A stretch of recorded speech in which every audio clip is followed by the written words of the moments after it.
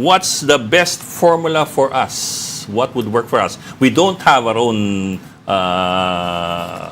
oil production. We have only one refinery. We keep on importing. So what would be best for us? Of course, this is medium to long term. In the immediate.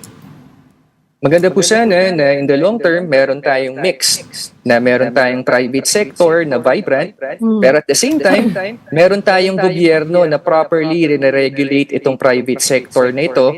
And at the same time, kailangan po natin gamitin ng Philippine National Oil Company.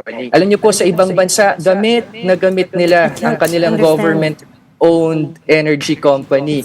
Sa Malaysia, Indonesia, kahit saan kayo pumunta, even sa Saudi Arabia, sa mga developing countries po, gamit na gamit ito. Kaya kailangan ho natin gamitin yung PNOC na mag-establish na strategic petroleum reserve, and then kapag may emergency crisis tayo, pwede siyang magbenta nitong oil at subsidized prices. Pwede rin niya i-consider na magbenta rin ng oil in regular times sa government agencies.